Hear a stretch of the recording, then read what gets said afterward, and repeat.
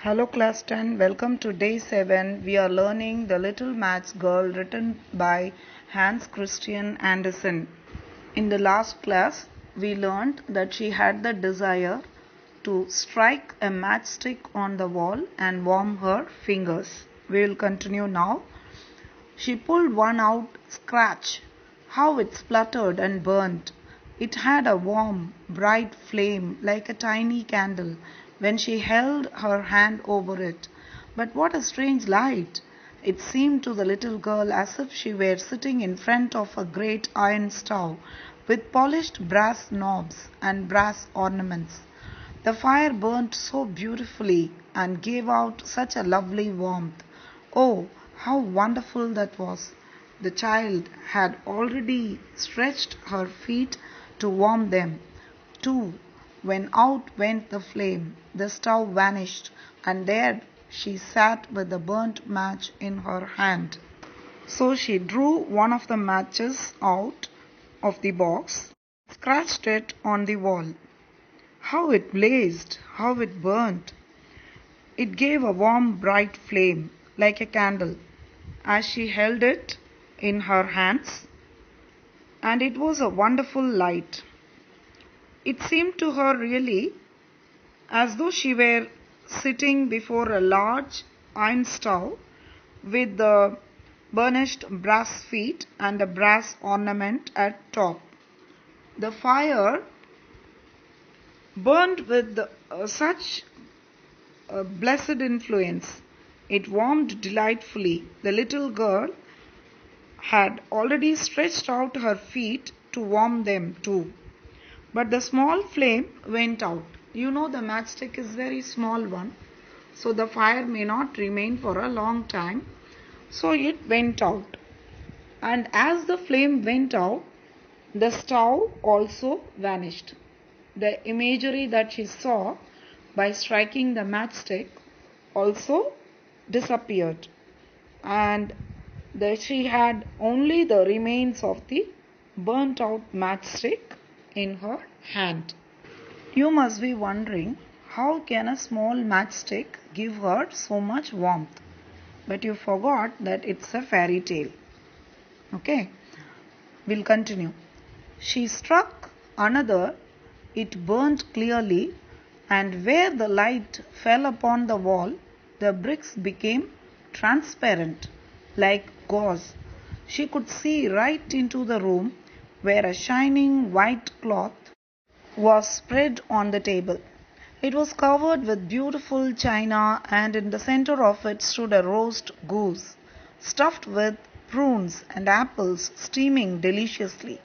And what was even more wonderful was that the goose hopped down from the dish, waddled across the floor with carving knife and fork in its back, waddled straight up to the poor child. Then out went the match, and nothing could be seen but the thick, cold wall. Now the little match girl was tempted to strike another match, and so she took out another one and struck it. It burnt clearly, and where the light fell on the wall, there the wall became transparent. Transparent means you can see what is on the other side, so that she could see into the room. And on the table was spread a snow white tablecloth, and upon it was a splendid porcelain service, and the roast goose was steaming famously with its stuffing of apple and dried plums. What was even more interesting was that the goose hopped down from the dish, waddled across the floor, with carving knife and fork in its back, and waddled straight up to the poor child. It was as though the goose was coming straight to the little match girl. But alas, the match went out, and nothing could be seen but the thick, cold wall. The wall was no more transparent now. All of you note one thing. In the beginning, the idea of striking the match was just to warm her, but now after seeing the different imagery, The curiosity has become more, and now she struck another match. And suddenly she was sitting under the most beautiful Christmas tree. It was much larger and much lovelier than the one she had seen last year through the glass doors of the rich merchant's house. 1,000 candles lit up the green branches, and gaily colored balls like those in the shop windows looked down upon her. The little girl reached forward with both hands, then out went the match. The many candles on the Christmas tree rose higher and higher through the air, and she saw that they had now turned into bright stars. One of them fell, streaking the sky with light.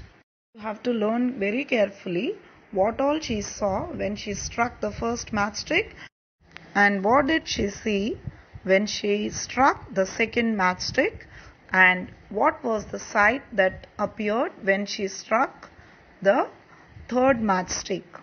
The backdrop of this story is the New Year's Eve, and so naturally the Christmas tree is a main part of it. This time the vision is even lovelier than the previous sights. She saw the most magnificent Christmas tree, and it was still larger and more decorated than the one which she had seen through the glass door in the rich merchant's house. Thousands of lights were burning on the green branches, and gaily colored pictures such as she had seen in the shop windows looked down upon her. You know, she is a poor girl who is very poorly dressed up, and such an extravaganza, it seems, they looked down upon her. The little maiden stretched out her hands towards them when the match went out. The lights of the Christmas tree rose higher and higher. She saw them now as stars in heaven. And suddenly she saw one star fell down and formed a long trail of fire. "Now someone is dying," said the little girl, for her old grandmother, the only one who had ever been good to her, but who was now dead, had said, "Whenever a star falls, a soul goes up to God." The little girl said, "Someone is just dead," but little did she know that it was she who was dying. It seems her old grandmother, who was the only person who loved her and who was now no more, told her when she had been alive that when a star falls, a soul ascends to God. She struck another match on the wall. Once more there was light, and in the glow stood her old grandmother. Oh, so bright and shining, and looking so gentle, kind and loving. "Granny!" cried the little girl. "Oh, take me with you. I know you will disappear when the match is burnt out. You will vanish like the warm stove, the lovely roast goose, and the great glorious Christmas tree." Then she quickly struck all the rest of the matches she had in the packet, for she did so want to keep her grandmother with her. Now she drew another match against the wall. It was again light, and in the lustre there stood the old grandmother, so bright and radiant, so mild, and with such an expression of love. "Grandmother," cried the little one, "oh, take me with you. You go away when the match burns out. You vanish like the warm stove, like the delicious roast goose, and like the magnificent Christmas tree." After striking so many matches, and after seeing so many visions disappearing, now she was frightened that her grandmother would also leave her and go away.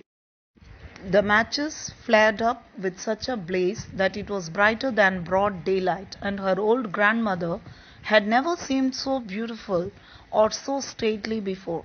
She took the little girl in her arms and flew with her high up, oh, so high, towards glory and joy. Now they knew neither cold nor hunger nor fear, for they were both with God.